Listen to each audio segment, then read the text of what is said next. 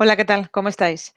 Bienvenidos y bienvenidas a las conferencias mundiales en vivo que de manera diaria y gratuita organiza mindaliatelevisión.com. Yo soy Laura y soy vuestra presentadora de hoy en Mindalia en directo. Bien, pues hoy está con nosotros Federico Velázquez y viene a compartir una charla titulada La capa de ozono, un cuento real con final feliz. Nuestro invitado es doctor en Ciencias Químicas y especialista en Ciencias Ambientales, máster en Gestión Ambiental y diplomado en Educación para la Salud. Ha sido profesor en todos los niveles de enseñanza y ha escrito diferentes libros y artículos. Actualmente es presidente de la Asociación Española de Educación Ambiental, además de haber participado en la constitución de otras entidades ambientales. Bien, pues antes de darle paso a nuestro invitado, quiero compartir con vosotros una nueva noticia. Si eres especialista o terapeuta en las materias que trata Mindalia, como por ejemplo desarrollo personal o terapias naturales, ahora puedes abrir una consulta virtual registrándote de manera gratuita en una plataforma que hemos creado para ello. Se llama mindalialive.com. Así podrás pasar a través de videoconferencia consulta con cualquier persona que esté en cualquier parte del mundo. Por otro lado, si no eres terapeuta ni especialista, también puedes registrarte de manera gratuita en esta plataforma mindalialive.com como usuario y así pedir cita a cualquiera de los terapeutas o de los especialistas que estén en cualquier parte del mundo. mindalialive.com. Entre las primeras 1000 personas que se registren vamos a sortear un bono de 1000 euros en consultas para los próximos meses. Así que os animo a que os apuntéis y os registréis en mindalialive.com.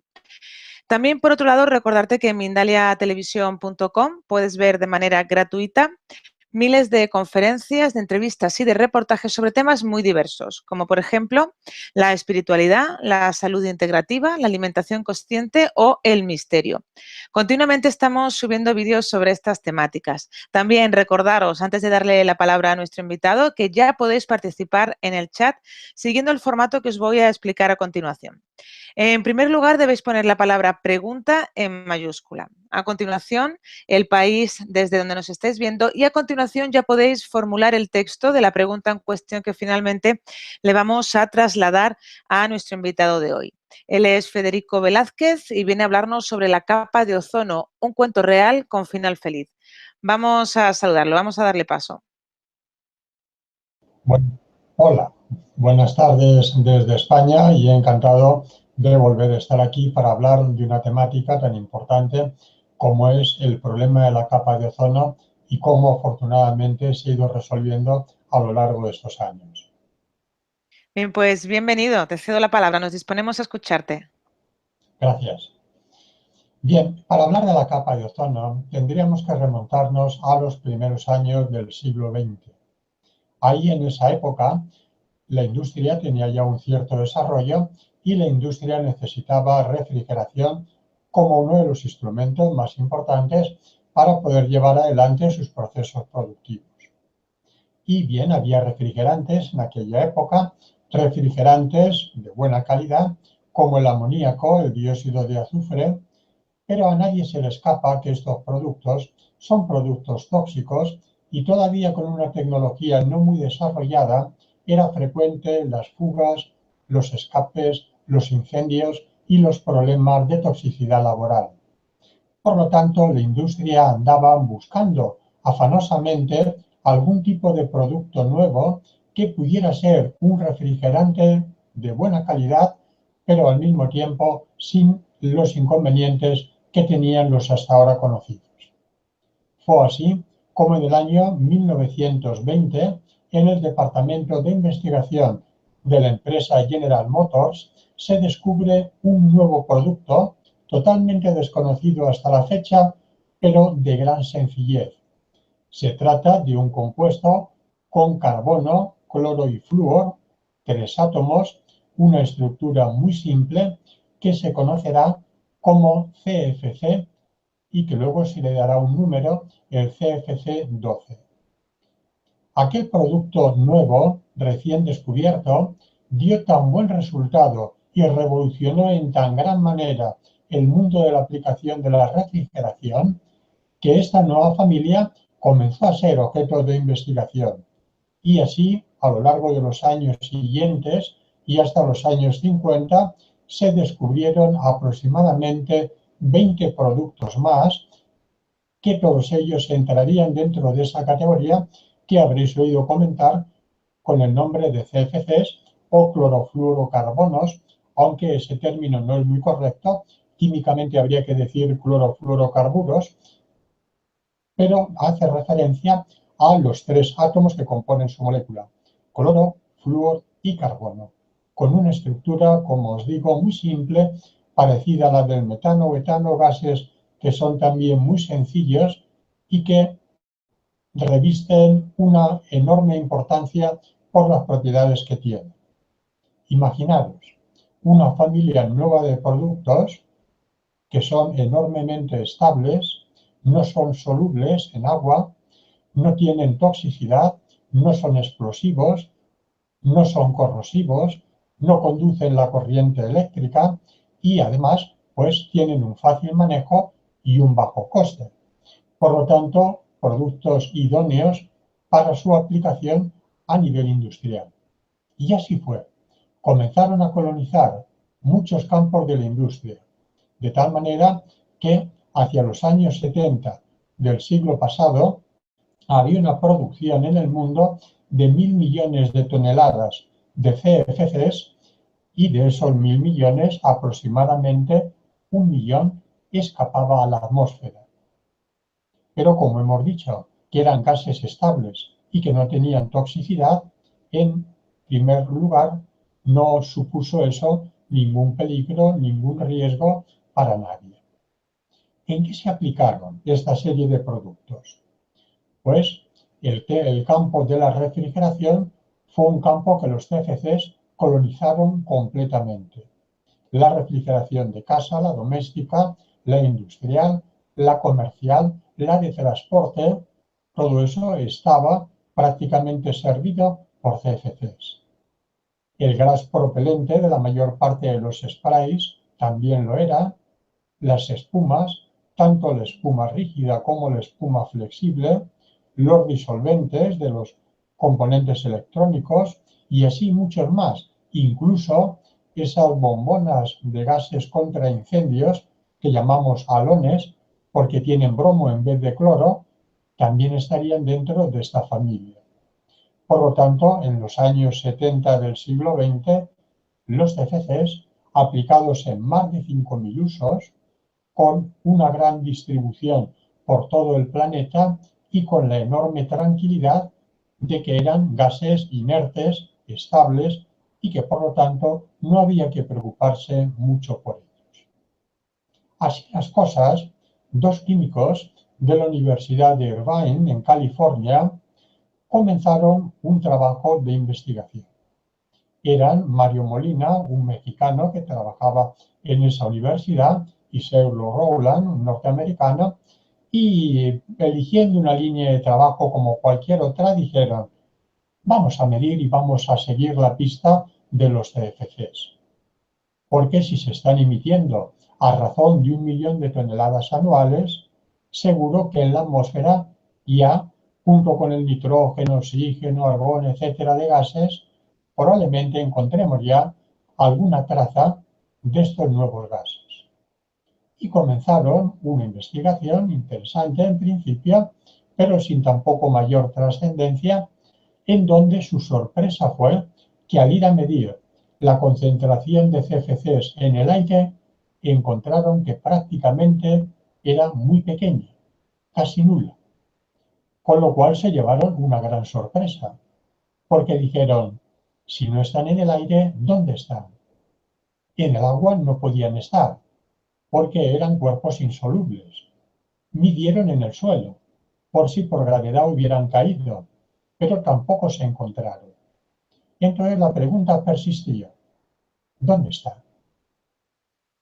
Bueno, a la vista de que no había respuestas evidentes, formularon una hipótesis y dijeron, puesto que estos gases tienen un tiempo de residencia largo en la atmósfera, porque su vida está alrededor de un siglo, unos 70, 80, 100, 120, puede ser que a lo mejor hayan sido transportados por los vientos llevados hasta el Ecuador y allí, en una zona que se conoce como zona de convergencia intertropical, ser subidos, ¿verdad?, ser impulsados hacia la estratosfera. Ahora bien, si esos gases alcanzan la estratosfera, estarían bajo la acción de la radiación ultravioleta.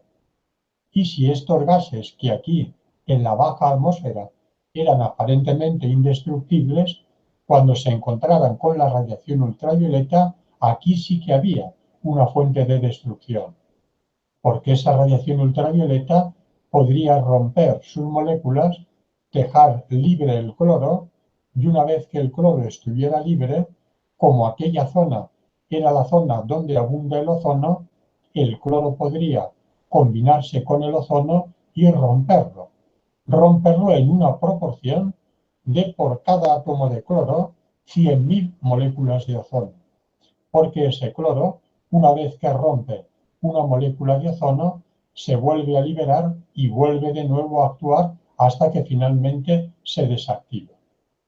Por lo tanto, en síntesis, su hipótesis fue que aquellos gases podían haber ascendido a la estratosfera, una vez allí podrían haber sido rotos y descompuestos por la radiación ultravioleta, y el cloro de esos productos podía iniciar una serie de reacciones de destrucción del ozono. Bueno, la hipótesis ciertamente era alarmante. Ya estos productos que anteriormente habían quedado como unos productos inertes, estables e inocuos para el medio, comenzaban ya a vislumbrar un cierto potencial de peligrosidad. Y fue tal la impresión que aquello les produjo que escribieron un artículo para una de las revistas más prestigiosas a nivel científico, que es Nature, y cuando los revisores de la revista leyeron el artículo, pues vieron que quizá era un poco alarmista, no suficientemente fundado, y decidieron rechazar ese artículo. Era el año 1973.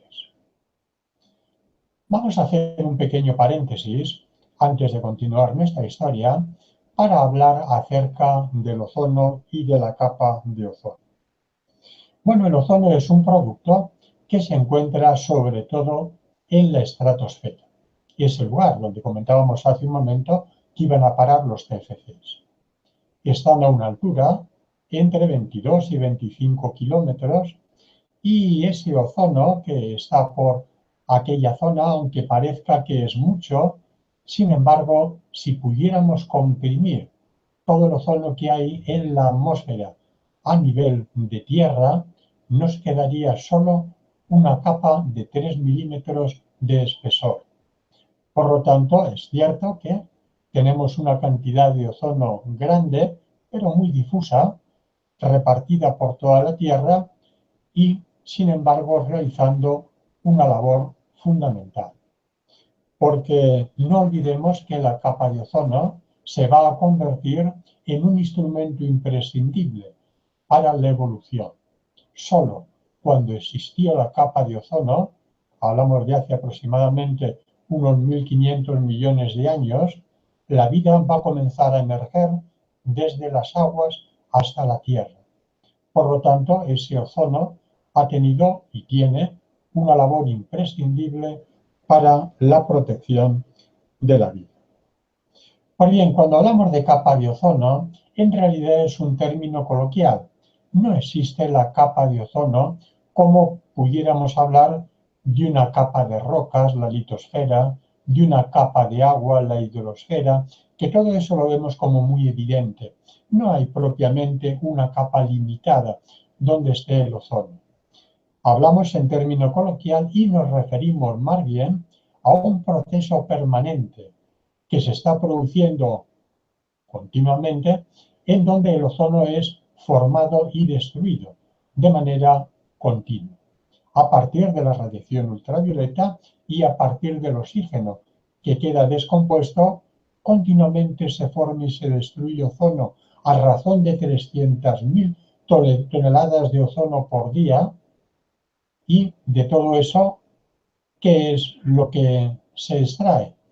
Pues algo tan importante como la absorción de la radiación ultravioleta, porque en ese trasiego de formación y destrucción del ozono, todo eso se hace gracias a la radiación ultravioleta y la radiación ultravioleta queda fijada a partir del proceso que estamos describiendo y que es el que constituye lo que llamamos coloquialmente capa de ozono. La radiación ultravioleta podríamos dividirla en tres fases. Hay una fase, una fracción, que sería la radiación ultravioleta A. Esta radiación, la más cercana a la radiación visible, no la filtra la capa de ozono y es bueno además que llegue porque es la que activa la vitamina D y realmente pues tiene una función también biológica importante. Pero hay otras dos fracciones, que es la ultravioleta B y la ultravioleta C, que esta sí que la filtra el ozono. La fracción de la ultravioleta C es filtrada por el oxígeno y el ozono y no llega prácticamente nada a la Tierra, afortunadamente, porque sería una radiación muy penetrante, pero de la radiación ultravioleta B sí que comienza a llegar en la medida en que el ozono se destruye, de tal manera que por cada 1% de ozono destruido hay un aumento de 2% de radiación ultravioleta B más que llega a la Tierra. Y aquí es donde está el problema. Si el ozono se destruyera, la radiación ultravioleta B llegaría de una manera más libre, llegaría de una manera cuantitativamente más alta y eso podría comprometer seriamente la vida sobre la Tierra. ¿A qué niveles? Pues es bien sabido que a nivel humano la radiación ultravioleta B produce desde quemaduras a cáncer, incluido el melanoma, que sería la forma más severa de cáncer de piel, y que cada año vemos cómo aumenta progresivamente por las exposiciones inadecuadas al sol. Produciría también daños oculares, tanto cataratas como degeneración macular. Esto se ha observado especialmente en Somalia y produciría también daños a un nivel mayor al sistema inmunitario. Pero no solamente daña al ser humano, también daña a los animales. Ahí están, por ejemplo, los estudios del Instituto de Estudios Políticos de Chile, donde reflejaba cómo el ganado austral se quedaba ciego como consecuencia de esa mayor cantidad de radiación ultravioleta B y afecta a animales también pequeños como el plancton marino. No olvidemos que ese fitoplancton es verdaderamente el pulmón del planeta, afecta también a las plantas terrestres, disminuyendo su concentración y por lo tanto la acción del ozono es una acción claramente tóxica, biotóxica, tóxica sobre la vida. Por lo tanto, que el ozono continúe estando donde está y en las proporciones adecuadas es una garantía, no solamente de supervivencia, quizás si hubiera ya un problema pues de muchísimo más calado, sino que desde luego es un factor protector para el desenvolvimiento de la vida, tal como hoy la conocemos, y como comentábamos antes, fue un factor de evolución para propiciar el desarrollo de la vida sobre tierra firme. Bien, cerremos este pequeño paréntesis en el que hemos hablado del ozono y el papel que juega y volvamos a nuestra historia que había quedado con la presentación de ese informe, de lo que Molina y Rowland habían previsto y que aquello de momento no fue admitido. Sin embargo, se dio una casualidad muy afortunada. Generalmente los equipos de revisores o árbitros de las revistas científicas son secretos. Pero en aquella ocasión, una de las revisoras, Susan Solomon, estaba también en una línea de trabajo parecida a la de Molina y Rowland, y cuando vio el artículo, le pareció que podía ser interesante abundar más en esa línea. Se dio a conocer y entre los tres comenzaron ya un trabajo más estructurado, con más aportación de datos, y todo eso llevó a que finalmente su hipótesis cobró pues bastantes visos de realidad, y al año siguiente, en 1974, el artículo fue por fin publicado y, como podéis imaginar, con un enorme impacto dentro del mundo científico y a partir de ahí en la opinión pública. En esas mismas fechas se comienza también a hablar sobre el agujero de ozono. El agujero de ozono es también un término coloquial. No hay un agujero propiamente dicho, donde uno pudiera incluso introducir un brazo, sino que lo que hay más bien es un debilitamiento muy serio, de hasta un 70% en los polos. Bueno, pues esto fue una observación que la dio la base japonesa, y concretamente pues su descubridor fue Kubaki, ¿verdad? Un investigador japonés que comenzaba a apreciar que en el Polo Sur pues estaban midiendo concentraciones bajísimas de ozono en el momento de la primavera antártica, porque no olvidemos que el agujero de ozono no es algo que se mantenga todo el año, sino que es un fenómeno estacional que ocurre en la primavera antártica, y que cuando la primavera ya avanza y llega el verano, el agujero se cierra, podríamos decir, y todo vuelve más o menos a la normalidad. Pero en ese momento de la primavera antártica, Kubaki y sus compañeros de la base japonesa detectaron niveles de ozono muy bajos. Y aquel Kubaki, junto con su grupo, fue a los congresos de ozono que se suelen celebrar aproximadamente cada año, porque ya es una costumbre desde que en su momento se estableció el Año Internacional del Ozono, pues tener revisiones anuales acerca de este producto, incluso antes de que hubiera esta problemática.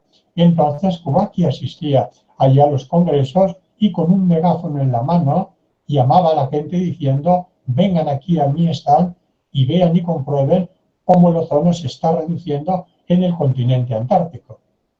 Y los compañeros se acercaban allí con cierto recelo, con cierta suspicacia, porque no llegaban a entender por qué aquello pues se había medido allí y no se había dado a conocer a niveles mayores. El problema fue el siguiente. Cuando los compañeros comenzaron a cuestionar: oye, ¿por qué no nos está dando la NASA y por qué no nos está llegando por fuentes gubernamentales la misma información que tú ahora das? Pues cuando se comenzó a investigar por qué los satélites de la NASA no daban la misma información que se medía en la base, se vio que los satélites tenían un programa para descartar aquellos datos que pudieran parecer anómalos. Es como si, por ejemplo, midiéramos la altura de las personas y un ordenador pues le dijéramos: mira, cuando aparezca alguien que mida más de 3 metros o alguien que mida menos de medio metro, ese dato descártalo, porque no hay nadie que mida así. Pues algo parecido ocurrió con el ordenador. Se le dio la orden de no medir datos anómalos, y todo lo que la NASA registraba eran datos que en principio pues eran datos normales. Mucho dato descartado, eso sí, pero los que se medían datos normales. Tuvo que ser la comprobación de la base americana de McMurdo, de la base también de Hillary Bay británica, la que finalmente contrastara, ¿verdad?, y confirmara la misma medición, y finalmente se llegó también pues a comprobar que en la Antártida se estaban produciendo agujeros anuales con una pérdida de hasta un 70% en la cantidad de ozono. ¿Por qué ocurre esto en los polos? Porque en el Ártico también se da. Lo que ocurre es que el Ártico está a una temperatura mayor que la zona antártica, y además el Ártico tiene más montaña, no está tan aislado como el continente antártico. Eso es lo que le permite el que pues se libre, ¿verdad?, o allí el agujero de ozono no sea tan pronunciado y se rompa antes que en la parte sur. ¿Pero por qué se produce?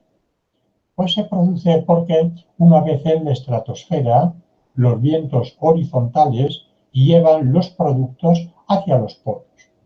En el hemisferio norte, hacia el polo norte; en el hemisferio sur, hacia el polo sur, de tal manera que los polos serían pues como grandes basureros de todos los productos que se vierten, que aparecen en la estratosfera. Y entonces, cuando llega el invierno, hay un cinturón de vientos muy potente, el vórtice polar, con 400 kilómetros por hora, que aísla los productos que están en el interior del agujero del polo del resto de la Tierra. O mientras no hay sol, allí no ocurre nada. Pero cuando comienzan a llegar los primeros rayos solares, todos esos productos que están allí aislados, naturalmente la inmensa mayoría CFCs, pues con la radiación solar comienzan a ser descompuestos, el cloro comienza a liberarse y a raíz de ahí comienza un proceso de reducción de ozono a diferentes niveles, a un nivel del 70, en otro del 40, en otro del 50, y durante ese tiempo el agujero aparece muy pronunciado. Cuando va pasando el tiempo, pues el agujero se va poco a poco disolviendo, se mezcla de nuevo el aire y finalmente el agujero como tal desaparece. Pues bien, con estas dos evidencias, la Academia Americana de Química comenzó a plantear qué podría ocurrir así como estaban las cosas, y llegó a hacer un pronóstico de que si todo continuaba igual y los CFCs seguían produciéndose, emitiéndose y acumulándose allí en la estratosfera, pronto se iba a producir una reducción del 13% de ozono a nivel mundial. Ya no había ninguna duda, se permitió por parte de la NASA la utilización de un antiguo avión espía, el ER-2, que medía directamente sobre la estratosfera y los datos pues eran incuestionables. ¿Qué hace ante esto la industria? Pues como en medio ambiente siempre hay un conflicto de intereses, porque no olvidemos que a la hora de hablar de medio ambiente, pues pudiera parecer que todo el mundo está de acuerdo, pero de hecho no es así. Hay quien defiende posiciones ambientales y hay a quien las posiciones ambientales le perjudican. Por eso la industria, cuando vio que todo el énfasis, toda la atención estaba puesto sobre los CFCs, dijo, oh, no está suficientemente probado que los CFCs sean los responsables. Muy probablemente el responsable de todo esto es el Sol. Y los científicos tuvieron que estudiar los ciclos solares y concluir que aunque tuviera influencia, el Sol no era el principal responsable. Bueno, la industria no se conformó con eso y siguió echando balones fuera y defendiéndose y dijo, no, el responsable son los vientos que hay en la estratosfera, que a veces llevan el ozono aquí para allá y por eso se ve que hay disminución. Y los científicos tuvieron que estudiar a fondo los vientos estratosféricos para concluir que, aunque tuvieran alguna influencia, no eran el principal responsable. Por lo tanto, la realidad, siempre tozuda, mostró que la responsabilidad estaba en estos productos que habían aparecido como una alternativa óptima, pero que sin embargo ahora estaban en el punto de mira por la implicación tan peligrosa que podían tener para la biosfera, nada menos que la reducción de la capa de ozono. Visto así, comenzaron a tener lugar una serie de reuniones muy ejemplares, porque en ellas estaban todas las partes implicadas, administraciones, industria, en grupos ecologistas, científicos, y así fue como en 1987 se establece el primer convenio, el Convenio de Viena, que es un convenio de buenas intenciones. Hay que investigar, hay que vigilar, hay que continuar comprobando, corroborando, pero la realidad cada vez exigía una acción más inmediata. Y así al año siguiente, en 1988, se firma el Protocolo de Montreal. El Protocolo de Montreal, la ciudad canadiense, pues ya sí que recoge medidas de reducción, concretamente el 50% de reducción para el año 2000.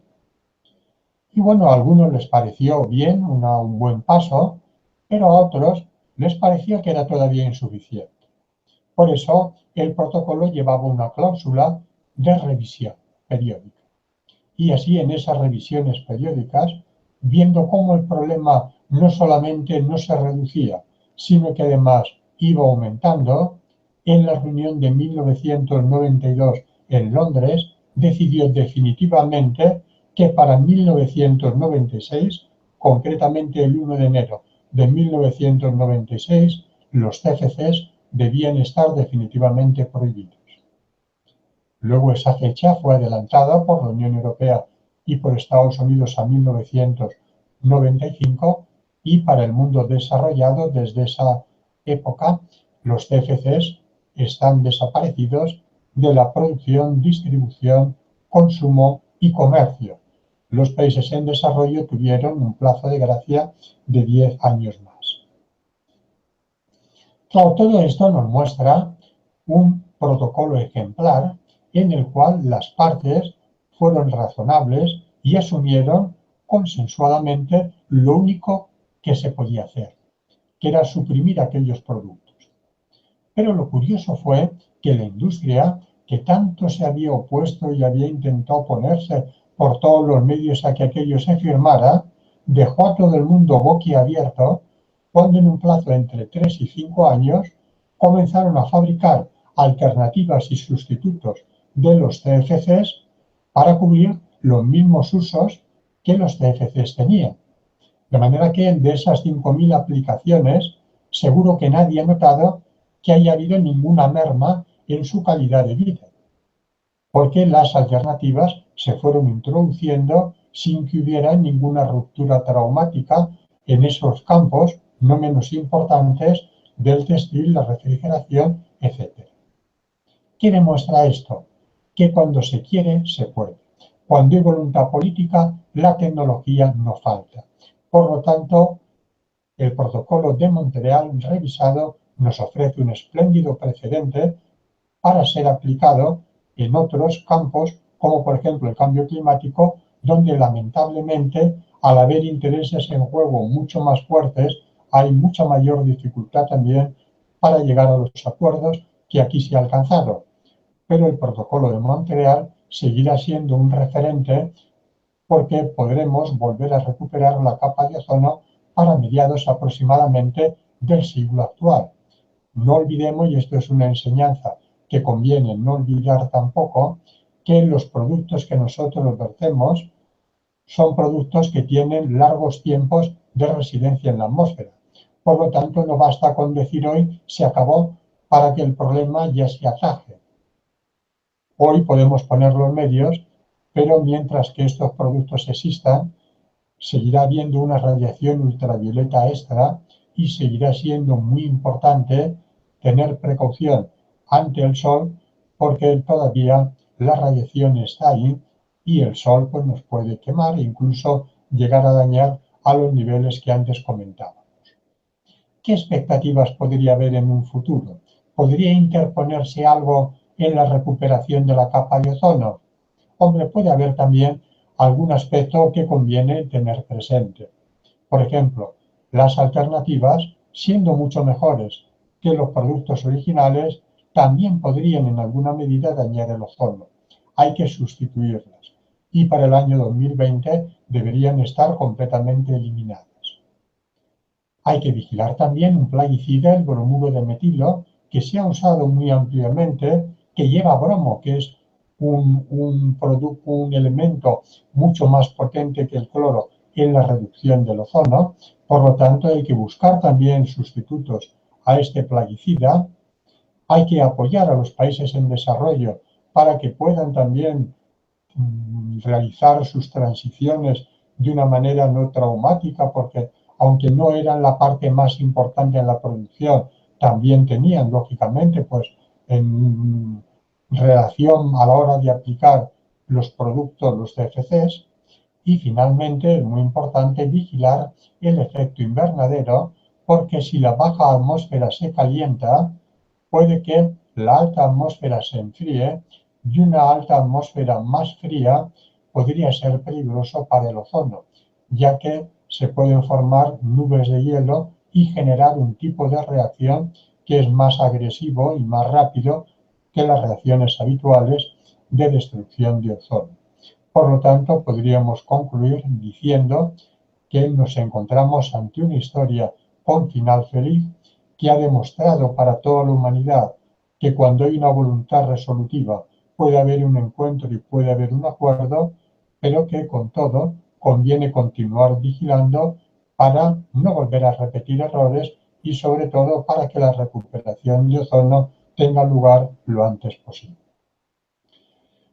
Bien, pues cerrada aquí la exposición, en las charlas que periódicamente daremos siempre comentaremos algunas noticias de actualidad para que no solamente hablemos sobre aquello pues, que ocurre a nivel global o que son pues, como contextos, ¿verdad?, o grandes marcos para entender el medio ambiente, sino que también hablaremos de algunas novedades que es conveniente que también conozcamos. En esta ocasión traería tres. La primera precisamente en relación con el cambio climático. Ahora que se está celebrando, como sabéis, la 23 conferencia de las partes del cambio climático en Bonn, pues parece que el año 2017 va a ser uno de los 3 años más calurosos desde que tenemos registros. Y en él ha sido el año donde se han producido mayor número de olas de calor con temperaturas que en Asia, por ejemplo, han llegado a alcanzar los 50 grados. Para España está suponiendo una sequía, pues una de las más graves que hemos tenido en los últimos 20 años y de la misma manera pues está afectando también a diferentes partes del planeta. Como sabéis, es muy importante y este es el objetivo que tiene la cumbre de París y las revisiones sucesivas que están realizándose, que la temperatura no supere el 1,5 grados, no más de 2, ¿verdad?, en el caso más extremo, porque a partir de ahí podría haber efectos irreversibles. Afortunadamente, muchos países trabajan ya en estrategias locales y en Madrid, por ejemplo, los días 2 y 3 de noviembre se reunió en la Red Española de Ciudades por el Clima, en donde se trataron pues, los puntos a los cuales hay que dirigirse si queremos frenar el cambio climático. Temas como la economía circular, como la movilidad, como la adaptación, son los temas que suelen estar presentes y en donde a nivel local se puede dar pues, una gran cantidad de medidas. La segunda noticia es una noticia muy interesante y es el descubrimiento de un nuevo mamífero, concretamente de una nueva especie de orangután en la isla Sumatra. Como sabéis, hay hoy 1.800.000 especies catalogadas, se sospecha que haya 10 millones de especies por lo menos, pero sabemos que la gran mayoría de esas especies son pequeñas o son marinas. Nadie espera encontrar especies de mamíferos nuevas. Por eso es tan importante esta noticia. Quizá lo desafortunado viene en que prácticamente al mismo tiempo que fue descubierta, entró a catalogársela como especie en peligro de extinción, ya que los bosques indonesios son de los bosques más ricos del planeta, son bosques primarios, bosques tropicales, pero pues la implantación de la palma, por ejemplo, para la producción de aceite y biocombustibles, está dando al traste con buena parte de esos bosques primigenios y poniendo pues, en cuestión y en peligro los hábitats de muchas especies, como por ejemplo los orangutanes. Finalmente, citar que en el último informe de Global Witness se habla de que en el año 2016 murieron 200 activistas ambientales, mejor dicho, fueron asesinados por la defensa del medio ambiente. Quizás la más representativa de todas fuera Berta Cáceres, por todo el esfuerzo que ella realizó por defender la selva en Honduras, pero esto se está produciendo fundamentalmente en América Latina. Brasil sería uno de los países que encabezan ese triste ranking y ya vemos que defender el medio ambiente sale también caro en muchos puntos del planeta, pero no deja de ser una obligación para todo hombre y mujer de buena voluntad en cualquier parte del mundo. Muy bien, pues nada más por mi parte, muchas gracias y a vuestra disposición para cualquier cuestión en relación con lo que hemos hablado de la capa de ozono que tengáis a bien preguntar. Bueno, pues muchísimas gracias, Federico, por toda la información que acabas de compartir con nosotros. Es el momento de recordarle a nuestros espectadores, antes de pasar a las preguntas, que Mindalia es una ONG sin ánimo de lucro, tiene un objetivo fundamental: difundir conocimiento. Y para eso tú puedes ayudarnos. ¿Quieres compartir una conferencia con nosotros y compartir tus conocimientos? O si tienes una experiencia personal y te gustaría que la recogiéramos en una entrevista, un testimonio en una entrevista, pues simplemente métete en mindaliatelevisión.com. Hay una pestañita que pone colabora y pinchas sobre la opción ofrecer conferencias. Ahí encontrarás toda la información necesaria para ponerte en contacto con nosotros, con Mindalia. También recordaros en la descripción escrita podéis encontrar más información sobre Mindalia y Mindalia Televisión. ¿Para qué? Pues, por ejemplo, para suscribirte a nuestro canal y recibir recordatorios. También para visualizar vídeos que ya han sido publicados. Encontraréis información sobre cómo haceros voluntarios o voluntarias de Mindalia o cómo hacer una donación económica a la ONG Mindalia si es así como lo deseáis. Y ahora sí, vamos a pasar ya a la primera pregunta. Bueno, pues nos dice Lucas, ¿es posible que el ozono esté siendo destruido por aplicaciones de geoingeniería? ¿No están subiendo los niveles de rayo UVA en Estados Unidos y otras regiones? Bueno, los rayos UVA ya hemos comentado que no son peligrosos, son rayos que habitualmente llegan a la Tierra y que el ozono no los filtra. Ahora, esto de la intervención artificial en la destrucción de ozono, en principio pudiera haber, en la medida en que haya vuelos de gran altura, naturalmente que eso puede destruir también el ozono, porque aviones a gran altura emiten óxidos de nitrógeno y los óxidos de nitrógeno también son destructores del ozono. Pero ni comparación con la enorme cantidad de los CFCs que antes citábamos en ese 1.000.000 de toneladas, probablemente más, y más después de que aquello se suprimiera, porque muchos quedarían liberados probablemente a la atmósfera. Entonces sí es probable que en vuelos que se hagan a gran altura, los óxidos de nitrógeno también pudieran intervenir. Pero fuera de eso, por una intervención intencionada, creo que sobre eso no tenemos ningún dato. Bien, pues vamos a continuar. Nos dice Nora desde México. ¿Tiene impacto significativo la creación de azoteas verdes? Bueno, habría que ver en qué sentido. Desde luego para el ozono no tanto, porque la radiación, una vez que pasa a través de la capa de ozono, pues digamos que el que estés más alto o más bajo en relación al nivel del mar o al nivel del suelo no va a tener gran influencia. Es importante la azotea verde por otros motivos, para purificar el aire urbano y para que pueda servir de sumidero probablemente a los gases y partículas de origen urbano. Para eso es una gran idea y todo lo que sean azoteas, paredes verticales, jardines o parques, todo eso naturalmente es bienvenido. Pero en relación al ozono, realmente su influencia es muy poca, porque para aliviar el problema hay que atajarlo allí donde se produce, que es a esa altura de los 22-25 kilómetros.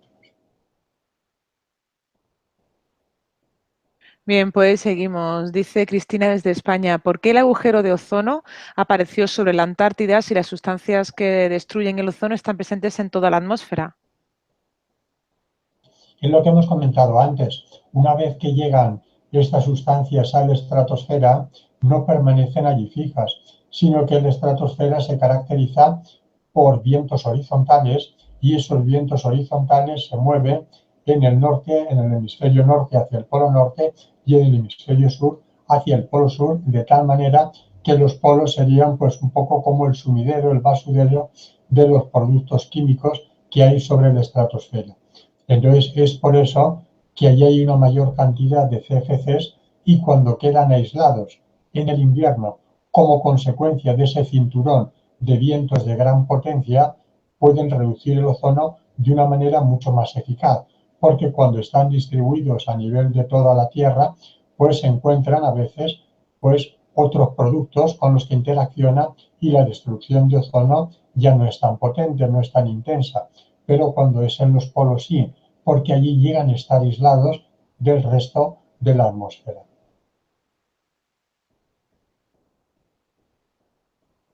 Bien, pues continuamos. Dice en Lucas, ¿qué organismo realiza mediciones de rayos UVA en España? Bueno, de rayos UVA exactamente ya hemos dicho que la peligrosidad no viene por aquí, pero el Instituto Meteorológico Nacional es en quien recae toda la responsabilidad en cuanto a las medidas de radiación ultravioleta en general. Por lo tanto, aunque luego haya algunos organismos regionales y supranacionales que también pudieran medirlos, pero en principio el organismo responsable para España sería el Instituto Meteorológico Nacional. Bien, pues nos dice Paula desde España, ¿puedes darme algún truco para cuidar el medio ambiente desde mi pequeño espacio, desde mi casa? Bueno, hay muchísimos. Ahí, pues, si hablamos solamente desde la casa como tal, primero, mira que no tengas arsenales químicos dentro de tu casa. Me explico. Si los productos de limpieza, los productos de cosmética, los productos de jardinería son productos tóxicos o no, porque muchas veces utilizamos como ambientadores, limpiadores, fregasuelos, fregacristales, etcétera, y no digamos pues insecticidas para mosquitos, en fin, o si tenemos macetas o jardín, pues lo primero sería utilizar para todas esas aplicaciones, utilizar productos que tengan un impacto menor, que todo eso lo hay en las tiendas especializadas y ahí podemos hacer ya una gran sustitución para eliminar productos que luego tienen un daño perdón, ambiental evidente. Ahora bien, fuera de eso, bueno, pues es muy importante que tu casa sea eficiente, es decir, que tu casa esté bien aislada, porque si está bien aislada, la vas a climatizar de una manera más fácil y climatizándola de una manera más sencilla, vas a evitar que gasten más energía y por lo tanto que se emita más dióxido de carbono a la atmósfera. Es también importante que vigiles el ahorro del agua y el ahorro de luz mediante mecanismos eficientes, tanto perlizadores en el agua como lámparas de bajo consumo cuando nos referimos a la iluminación. Es muy importante que los electrodomésticos que compren sean electrodomésticos que tengan la máxima categoría de eficiencia. Hoy sería la A3 estrellas. No sé si ya han incluido una estrella más. Pueden ser un poquito más caros a la hora de comprarlo, pero luego lo amortizas porque el gasto que tienen es mucho menor. Y luego, pues con buenas prácticas. Buenas prácticas a la hora pues de utilizar la lavadora con carga completa, igual que el lavavajillas, etcétera. De manera que, por supuesto, que hay un gran repertorio de medidas para hacer desde casa y no te costará trabajo encontrar manuales, que se han escrito muchos, sobre cómo uno puede, desde la casa, desde la oficina, en el transporte, contribuir a mejorar el medio ambiente, que por otra parte es una mejora imprescindible, porque en tu casa nadie puede legislar, ahí la que mandas eres tú y si tú quieres tener el termostato de la calefacción a una temperatura u otra, depende de ti. Por eso es tan importante tu responsabilidad y tu compromiso para que tu vivienda sea una vivienda ambientalmente eficiente. Bien, pues seguimos, dice Fran desde Argentina. ¿Cómo daña a nuestra salud el deterioro de la capa de ozono? Bueno, por las vías que hemos comentado, es decir, dañando la piel, dañando los ojos y ya en último término sería dañando el sistema inmunitario y esto ya a unos niveles de radiación ya muy altos. Pero lo habitual y lo que hoy más estamos viendo es, por ejemplo, cómo los daños a la piel crecen. España, por ejemplo, que es un país bien conocido como, pues, digamos, un país de vacaciones y en donde el sol, pues, lo tenemos, bueno, hay provincias, la mayoría de las provincias españolas tienen más de 2.700 horas de sol al año. Entonces el turismo viene buscando ese sol, pero a veces lo hace pues con poco conocimiento, con poca inteligencia y hoy estamos viendo cómo aumentan las quemaduras solares y cómo el melanoma, que es la forma más severa de cáncer de piel, año a año también aumenta. Por lo tanto, la piel sería una de las partes de nuestro cuerpo más sensibles y también los ojos. que debieran estar permanentemente protegidos porque la radiación ultravioleta los daña desde la conjuntiva, ¿verdad?, desde el cristalino hasta la zona de la retina, produciendo daños como cataratas o degeneración macular. Bueno, pues nos dice Alicia desde México, ¿cómo puede afectar esto a los sismos en mi país? Perdónalos. Sismos, No. a los sismos. Ah, los terremotos. Sí, Pues en principio de ninguna manera. Es decir, que la capa de ozono y los terremotos son dos cosas que no tienen nada que ver. Como saben, los terremotos se miden, vamos, tienen lugar a partir de ese choque o fricción que hay entre placas tectónicas y por lo tanto, pues México, naturalmente, la falla de San Andrés, un poquito más arriba en California, son lugares de encuentro de placas tectónicas y eso pues supone que son zonas de riesgo sísmico. Pero la capa de ozono absolutamente nada que ver. Ahí es muy importante la detección de los terremotos a través de ondas de radio que pueden ser detectadas desde el espacio y suministrar una información para poderlos prevenir, porque la vibración que originan pueden ser medidos a nivel espacial y luego esa información puede sernos útil para una prevención. Pero no, son dos áreas que en principio están separadas.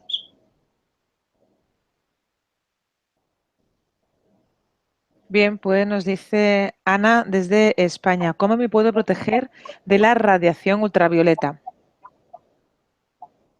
Bueno, la protección es muy sencilla, sencillamente cubriendo el cuerpo. Hay que tener en cuenta que en el verano los rayos son perpendiculares, queman más. En invierno no son perpendiculares, son más oblicuos, pero sin embargo el Sol está más cerca también de nosotros. Entonces, el Sol es un aliado de la salud, es bueno porque ayuda a sintetizar la vitamina D, pero tomar el sol tiene que ser algo que hagamos con inteligencia y precaución, como nos advierten repetidamente en determinadas franjas horarias, etcétera. Entonces, la protección mejor es utilizar en verano, por ejemplo, pues gafas de sol prácticamente de forma permanente. Ojo, las gafas de sol no protegen porque sean oscuras, sino porque lleven filtros ultravioleta. Por lo tanto, hay que asegurarse en la óptica que la gafa que compremos sean gafas con filtros ultravioleta.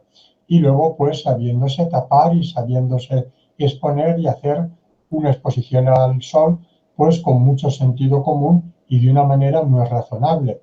Y especialmente protegiendo, pues, las partes del cuerpo más sensibles al sol, que son las zonas habitualmente cubiertas, las zonas donde hay menos vello, por ejemplo, pues teniendo cuidado a la hora de tomar el sol, pues hacerlo de una manera moderada.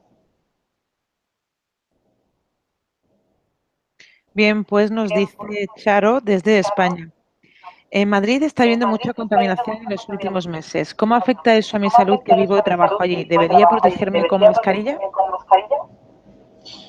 Para una persona sana no es necesario, pero desde luego vivir en una gran ciudad como el Madrid, que duda cabe que supone estar expuesto a un riesgo de diferente alcance según la persona, sea anciano, niño, con enfermedad crónica, con exposición laboral, pero desde luego expuesto a una cantidad de contaminación importante, porque las grandes ciudades españolas, europeas y posiblemente mundiales están sometidas a la contaminación de los óxidos de nitrógeno del ozono troposférico, que este es otro ozono que es perjudicial, si bien este aparece más en verano que en invierno, y a las partículas.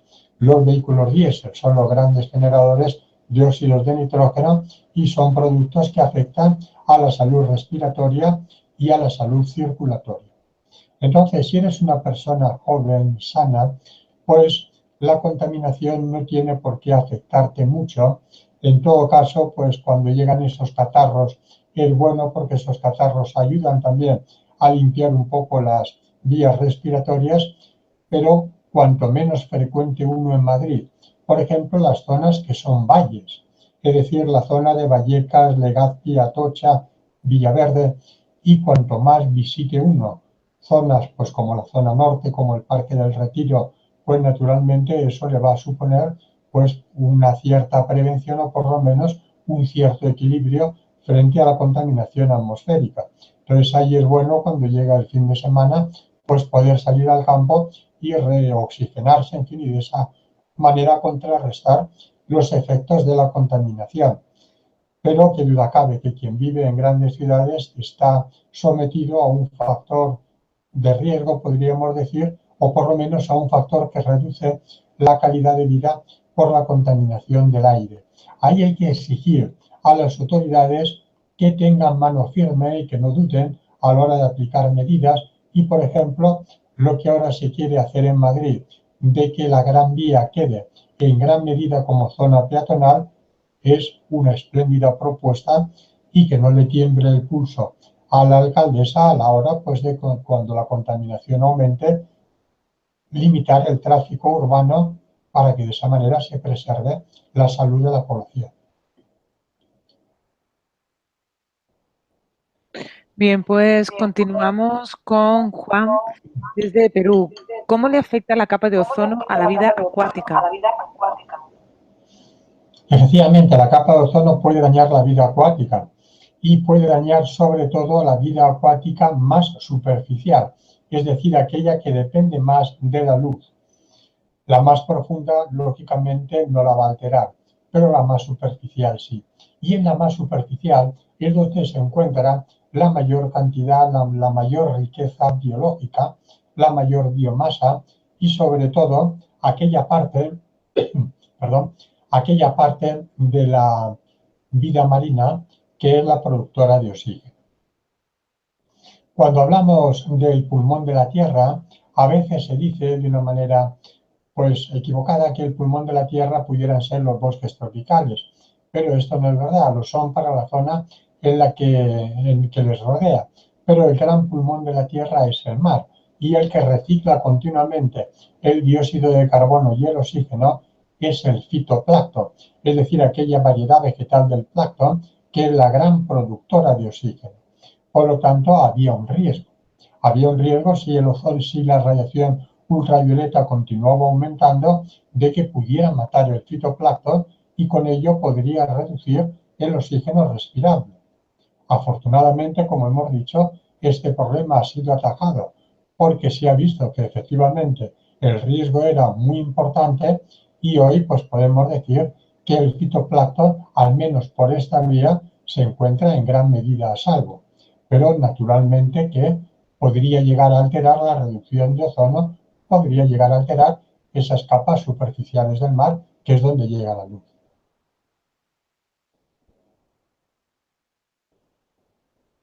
Bien, pues vamos a continuar. Disculpa, Federico, ¿podrías quitarle un poquito de voz al ordenador que me oigo con eco? Pues voy a ver si soy capaz. Ujú.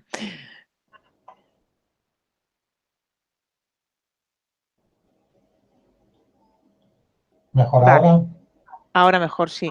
Pues vamos a continuar con Lidia desde España. ¿Qué zonas del mundo están menos afectadas y por qué? Por la capa de ozono. Sí. Podríamos decir que la zona ecuatorial es una de las zonas en las cuales se afecta menos por lo que hemos comentado antes. Es decir, una vez que el ozono entra en la estratosfera, comienza a distribuirse hacia ambos hemisferios, hacia la búsqueda de los polos. Entonces, desde esa perspectiva, la zona ecuatorial, la zona tropical, sería una zona que quedaría al margen de los daños ambientales, fíjate tanto del cambio climático, que también en esa zona es menor, como en lo referente a la reducción de ozono. Luego, en la zona tropical van a existir otros problemas referentes a esa pérdida del bosque primigenio, del bosque original, pero si buscamos, y en relación a tu pregunta, pues la zona donde menos, pues lo vamos a notar posiblemente fuera allí. Hay que decir que en España, por ejemplo, ya que preguntas desde España, en España en el año 2004, por ejemplo, se medían pequeños agujeros en diferentes zonas de nuestro país. y eso sí queda debido a factores de tipo meteorológico.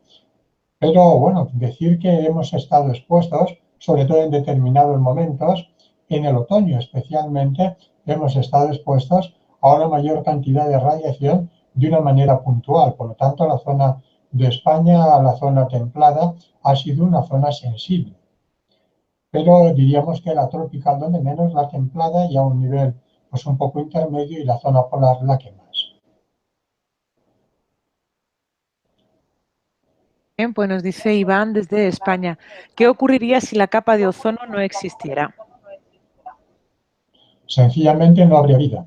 Es decir, cuando la vida comienza a darse a nivel terrestre, es cuando la capa de ozono se establece.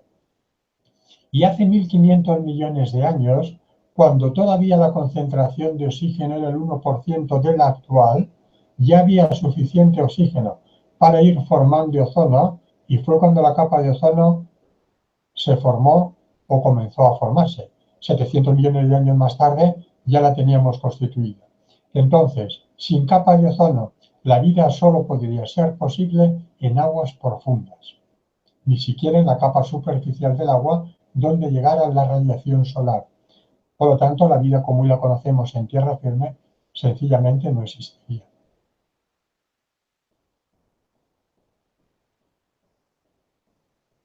Bien, pues nos dice Rosa desde España. En su opinión, ¿los coches eléctricos son una solución a la contaminación? ¿Son preferibles a los de gasolina o esto es una moda? No, no, por supuesto que sí. Y además, fíjate, cuando se inventan los primeros coches inventados son coches eléctricos. Y durante cierto tiempo, los únicos coches que circulan son coches eléctricos. Luego ya entró el negocio del petróleo y comenzó poco a poco a ser desplazado el primitivo vehículo eléctrico por coches de gasolina. Entonces, el coche eléctrico, sin lugar a dudas, es una gran alternativa. Naturalmente que sí. Eso para el tráfico urbano, interurbano, pues sin lugar a dudas.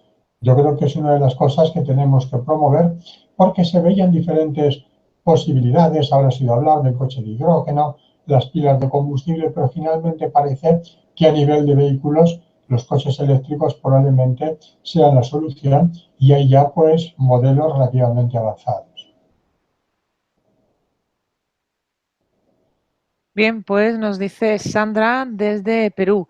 ¿Realmente provocan los rayos ultravioletas el melanoma o esto es un mito? El melanoma viene originado por la radiación ultravioleta B, de manera que esa es la causa. Claro, otra cuestión es cuando, aquí hablamos a nivel natural. Ahora, si una persona, por ejemplo, pues es muy dada a tomar rayos UVA, pero de una manera intensiva ya en cabinas, cosa que ocurre, por ejemplo, en Europa para personas que quieren siempre pues tener un aspecto bronceado. Aquí también podríamos encontrarnos con algo similar, porque una cosa es la radiación, diríamos, más o menos difusa, que nos llega a la Tierra, y otra cosa es tomar la radiación ya de una forma mucho más concentrada. Ahora, la generadora de melanoma es la radiación ultravioleta B, salvo que tú estuvieras expuesta laboralmente o por otros motivos a otra clase de radiación. Pero en términos de radiación natural, es la radiación ultravioleta B la generadora, porque como ya hemos dicho antes, radiación ultravioleta C afortunadamente no llega a nada, y la radiación ultravioleta A niveles difusos pues no tiene efectos negativos. Bien, pues vamos a continuar con Rocío desde España.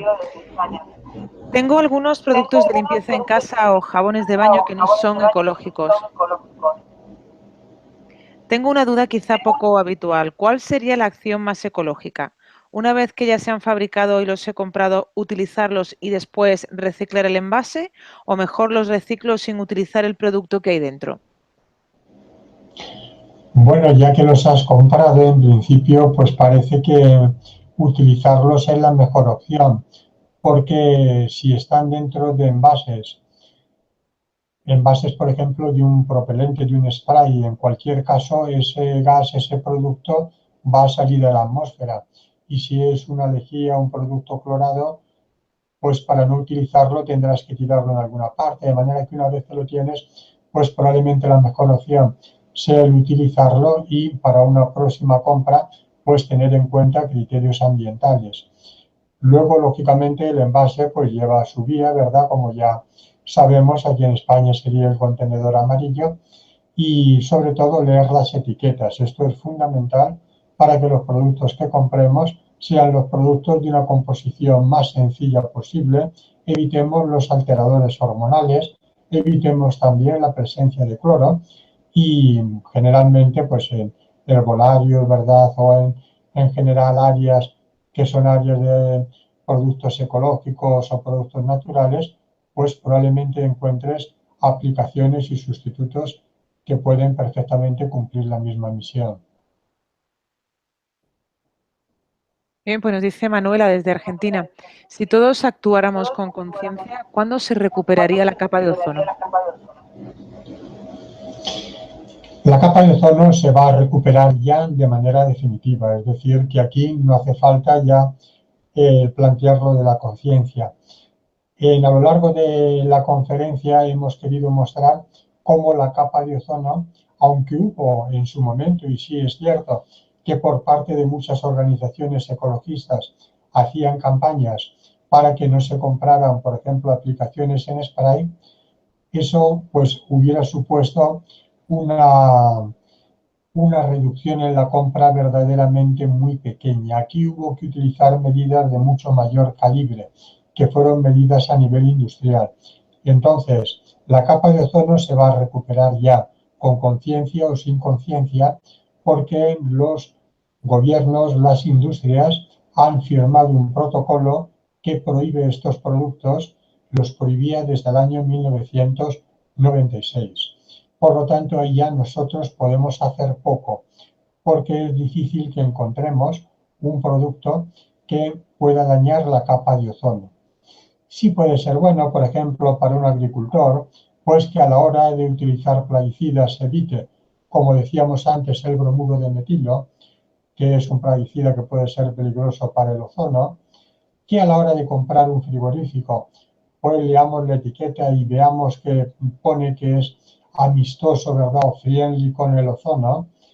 Hay, por ejemplo, frigoríficos cuya refrigeración pues viene con hidrocarburos, pues es una buena opción, ¿verdad? En vez de HCFCs, que son hoy los productos alternativos. Entonces, todavía, naturalmente, pues puede uno pues incidir, pero afortunadamente, la capa de ozono se va a recuperar y esperemos que se recupere en las próximas décadas gracias a ese protocolo internacional firmado sobre todo por la industria y los gobiernos, aunque también ha habido otros actores sociales, como comentábamos antes. Bien, pues dice Raquel desde España, ¿es uniforme la distribución de ozono que rodea la Tierra? En principio sí, en principio es uniforme. De manera que en ese sentido la protección de la Tierra no podía ser de otra manera, es una protección uniforme. Sí, hay una uniformidad, luego puede haber variaciones a lo mejor de tipo meteorológico, solar, pero en fin, en términos generales sí es uniforme. Es una buena pregunta. Bien, pues nos dice Raúl desde Argentina, ¿cómo se detectará la mejora de la capa de ozono? Bueno, la detección, creo que haber entendido detección, ¿no? ¿Cómo se detectará la mejora de la capa de ozono? Exacto. Sí, pues esto se hace a través de las organizaciones a las que antes hacíamos referencia, se hace a dos niveles, uno a nivel de suelo y otro a nivel de aire. A nivel de aire a través de satélites o a través de globos. Entonces un globo puede perfectamente llegar hasta la capa de ozono y medir allí directamente pues, la cantidad de ozono presente que hay en la atmósfera. Y a nivel de tierra, pues midiendo la cantidad de radiación ultravioleta B que llega. Entonces hay una ecuación matemática que vincula la radiación ultravioleta con la proporción de ozono y por cualquiera de estos dos métodos, que por otra parte están dando prácticamente datos casi en continuo, pues son los que nos informan cómo varía a nivel estacional el ozono y cómo se va recuperando esta capa también de manera progresiva. Bien, pues nos dice José desde España, ¿los cambios solares y erupciones volcánicas afectan la capa de ozono? Muy buena pregunta también, efectivamente, claro que afecta, porque una erupción volcánica es una inyección en la estratosfera tanto de gases como de cenizas. Por lo tanto, estamos poniendo en el lugar donde está el ozono, estamos poniendo ahí sustancias nuevas. Y eso afecta no solamente al ozono, también al cambio climático, ¿verdad? Y en ese sentido, pues se enfría, ¿verdad?, la atmósfera en alguna medida. Ahora, el hecho de que haya aerosoles, que es lo que los volcanes van a introducir en la alta atmósfera, el hecho de que haya aerosoles puede complicar la recuperación de la capa de ozono, porque los aerosoles también pueden intervenir en la reducción de ozono. Afortunadamente, los volcanes erupcionan de una manera irregular, por lo tanto son fuentes estacionales que pueden dar lugar a reducciones concretas y no intervenir de una manera más directa o más continuada en la recuperación global. Pero desde luego cuando hay una erupción volcánica hay un cambio en las condiciones ambientales, porque hay una inyección de dióxido de azufre, dióxido de carbono, partículas, es decir, cenizas, y muchísimos otros productos. Por ejemplo, gases de cloro, que pueden también introducirse en la estratosfera y dañar también el ozono. De manera que hay que estar atento cuando esto ocurra para pues, medir de una manera un poquito más cuidadosa la reducción de ozono debido a esas erupciones. Bien, pues continuamos. Dice Julián desde España, ¿la capa de ozono se puede pesar? Bueno, todo se puede pesar, todo lo que es material en principio se puede pesar. Y naturalmente el ozono tiene una densidad, el ozono tiene una fórmula que es O3, es decir, son 3 átomos de oxígeno y en consecuencia ahí hay un peso. Es un producto tangible, es un producto que uno detecta, es un producto material. Entonces la capa de ozono podría también pesarse y también podría atribuirse una densidad en función del volumen que ocupe. Por lo tanto, estamos hablando de algo material. Bien es verdad que el ozono atmosférico, es un ozono difuso. Entonces no es una capa que tú tengas, como por ejemplo puede ocurrirle a la troposfera, donde el nitrógeno, oxígeno, etcétera, ejercen una presión atmosférica, que es mucho más medible. En el caso del ozono esto es mucho más difuso, porque se encuentra distribuido de una manera más aleatoria. Pero si lo pretendiéramos, por supuesto que sí, porque estamos hablando de compuestos químicos que tienen masa y que tienen densidad.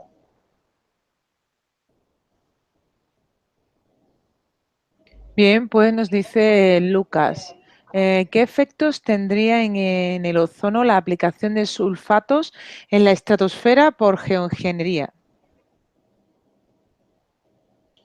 Bueno, los sulfatos introducirían un tipo de aerosol que puede venir de forma natural directamente, es decir, en los mismos volcanes que comentaba un compañero hace un poquito, los mismos volcanes podrían ser una fuente de introducción de sulfatos.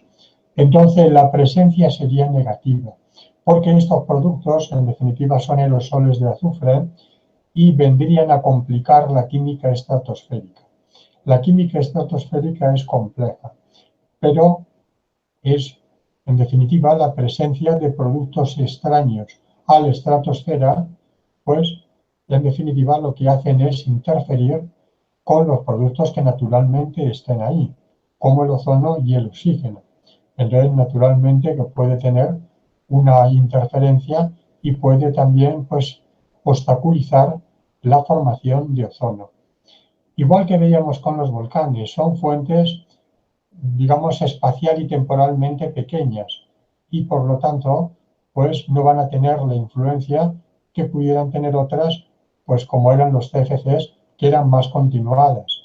Pero desde luego, cuando estas fuentes aparezcan, hay que tener una medida más cuidadosa para ver cómo están interfiriendo en el ciclo fotolítico de reacciones, que son las que, como comentábamos, forman y destruyen ozono. Sí, pues nos dice Lilian desde Argentina. ¿El agotamiento de la capa de ozono es el principal causante del cambio climático? No, estos son dos problemas que no tienen nada que ver. Tienen que ver a un nivel muy fino, como comentábamos antes, en la medida en que si se calienta la baja atmósfera, se retiene ese calor, no escapa y se enfría la estratosfera. Y una estratosfera fría supone la formación de nubes de hielo y esas nubes de hielo supone introducir una fase nueva, ya no solamente hay gases, sino que hay gases y hay sólidos, y cuando hay fases heterogéneas, las reacciones químicas cogen más velocidad. Y si hay destrucción de ozono, la destrucción de ozono es más rápida. Por lo tanto, bajo esa perspectiva, sí que puede haber una relación entre cambio climático y capa de ozono. Ahora bien, la capa de ozono como generadora de cambio climático, no. Y el cambio climático como destructor del ozono, pues a un pequeño nivel en función de lo que acabamos de comentar anteriormente.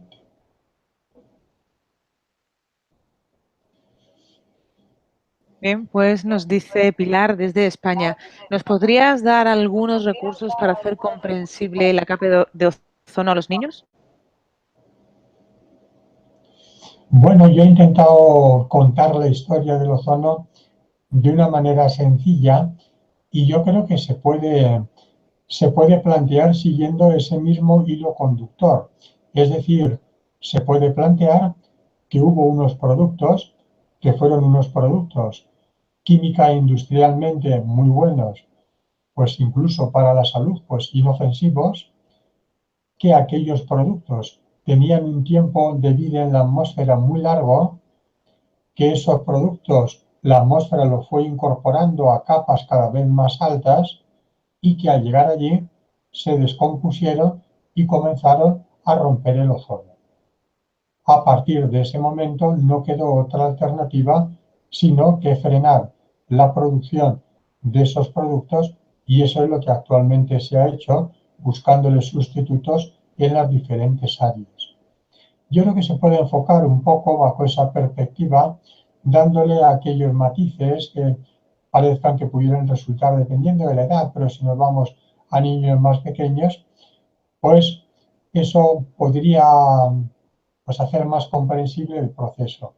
Ahora, en cuanto a la capa de ozono como tal, pues sí que se podría, pues utilizando a lo mejor algún tipo de color, naturalmente utilizando la imagen, ver cómo la atmósfera rodea la, la Tierra, ¿verdad? En definitiva, las diferentes capas que hay en la atmósfera, la capa de ozono como una de las capas más elevadas, y entonces ver cómo esa capa es una capa protectora y simulando, por ejemplo, la radiación solar, pues viendo cómo esa capa filtra o impide que entre la parte de la radiación ultravioleta. Entonces, pueden los niños entender que cuando en esa capa comienza a haber pues agujeros o comienza a haber zonas que se rompen, esa radiación solar peligrosa comienza a llegar a la Tierra y comienza a hacer daño a la piel y comienza a quemar pues la piel, por ejemplo. Yo creo que sí que no es difícil, ¿verdad?, el hacer, pues yo creo que utilizar este tipo de recursos, dándole mucha importancia a la imagen, a lo gráfico, pero se puede muy bien pues hacer esa representación gráfica de la atmósfera y a partir de ahí pues entender cómo hay esa capa de protección que impide la entrada de una radiación y que cuando se rompe la radiación aparece y hay que intentar recuperarla. Bien, pues nos dice Cintia desde España. ¿Hay esperanza para la humanidad o en unos años vivir en este planeta será imposible? Bueno, el hecho de que estemos aquí hablando esta noche sobre el ozono supone que hay esperanza. Y fíjate que con la historia de la capa de ozono, con mucha más razón, porque es una historia que ha acabado bien. y que debiera de ser un precedente para otras muchas historias y para otros muchos problemas ambientales. Entonces, hoy hay un pulso, podríamos comentar que está como el escenario abierto, porque estamos dentro de una encrucijada. Probablemente en otro momento hablemos de la crisis ambiental para que entendamos los diferentes campos que se abren ante nosotros. Hay campos que pueden llevarnos a la catástrofe, pero hay campos también que pueden llevarnos a la esperanza. Por lo tanto, vamos a mirar hacia estos y, bueno, hay que decir que nadie es adivino de lo que ocurre en un futuro. Nadie puede saberlo y que de lo que se trata hoy de nuestra labor es trabajar por mejorar en la tierra en la que vivimos. Tenemos que hacerlo con confianza, con convicción, con coherencia, y yo creo que este es el gran desafío que tienen los hombres y mujeres de nuestra época. En otras épocas, los que han vivido antes que nosotros tenían que enfrentarse a otros problemas, a lo mejor a guerras o a posguerras o a epidemias. Hoy, eso que afortunadamente no lo vivimos, pero sin embargo tenemos otros desafíos como es el ambiental. Por lo tanto, para garantizar que haya un mañana mejor, todo hombre o mujer de buena voluntad del planeta, esté donde esté, debe de intentar trabajar desde lo personal y desde lo comunitario para que la Tierra mejore, que es una forma también de lograr una humanidad más fraterna y una manera también de ser cada uno mejores personas. Bueno, pues vamos a lanzar ya la última pregunta. Nos dice, ¿podría hablarnos sobre los equipos antiguos de más de 20 años que constituyen los bancos de sustancia que agotan la capa de ozono? Todos los equipos esos antiguos que siguen teniendo esas sustancias, ¿podría usted hablar de ello? Bueno, de equipos quiero entender que se va a referir sobre todo a equipos de refrigeración, porque lo demás ha sido sustituyendo. Bueno, los equipos de refrigeración en su momento, sobre todo la refrigeración industrial, porque la doméstica naturalmente también era importante, pero la que pesaba sobre todo era la industrial.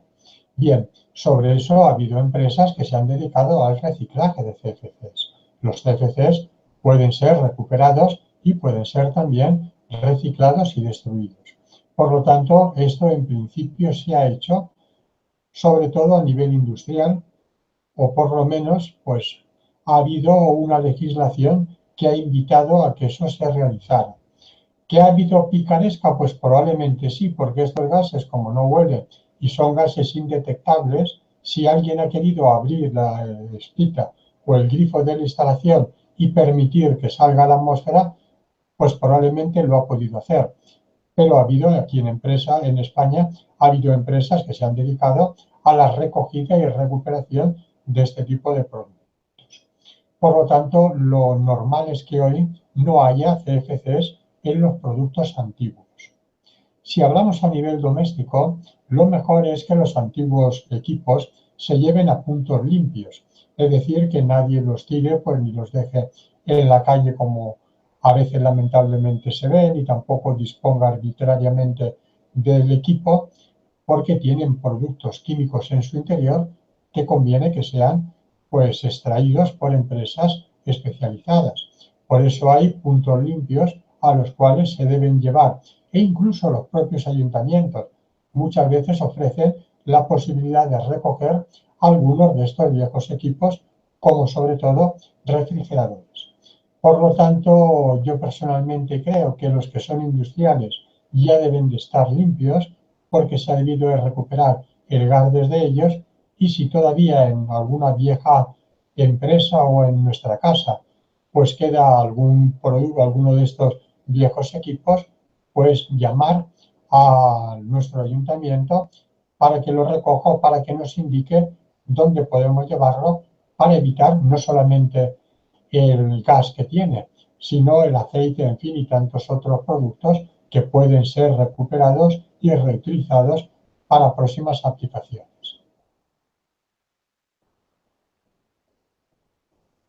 Bueno, pues muchísimas gracias. Gracias, Federico, por todo lo que acabas de compartir con nosotros, por tus respuestas. Han sido muchas las personas que se han unido desde México, Colombia, Argentina, Perú, España, Chile. Gracias, gracias a todos por acompañarnos y por estar con nosotros, porque vuestra participación es muy importante. Ya sabéis que esta conferencia la podéis ver de nuevo en mindaliatelevisión.com para repasar algunas ideas, también para ayudarnos con su difusión, dándole a me gusta y compartiéndola en tus redes sociales. Ahora sí que le vamos a dejar unos segunditos a nuestro invitado para que pueda despedirse. Bien, pues como siempre, muchas gracias por vuestra atención. Un placer poder compartir pues este tipo de temas ambientales que tanto nos afectan a todos y sobre todo en reafirmar ese mensaje de esperanza del que hablábamos en la penúltima pregunta, porque detrás de todas estas reflexiones lo que se busca siempre es pues que tengamos una mayor sensibilidad, cercanía, coherencia, proximidad y amistad con el medio, ya que depende mucho de nuestra actitud el que podamos en un medio plazo contar con un medio limpio. De manera que muchas gracias y ahí continuamos reflexionando y practicando sobre estos temas. Bien, pues muchísimas gracias y hasta la próxima. Y antes de terminar, recordaros que en mindaliatelevisión.com, debajo de este u otros vídeos en la descripción escrita, podéis encontrar más información sobre Mindalia y Mindalia Televisión. Por ejemplo, para informarte de próximas conferencias en directo y recibir recordatorios. También para hacerte voluntario o voluntaria de Mindalia o para hacer una donación económica a la ONG Mindalia si es eso lo que deseas. Y de nuevo a todos, muchísimas gracias. Gracias por acompañarnos y nos vemos en 30 minutos en la próxima conferencia de Mindalia en directo. El cuerpo como instrumento de sentir lo que pensamos. La dará Susana Espelleta. Nos vemos en 30 minutos. Gracias.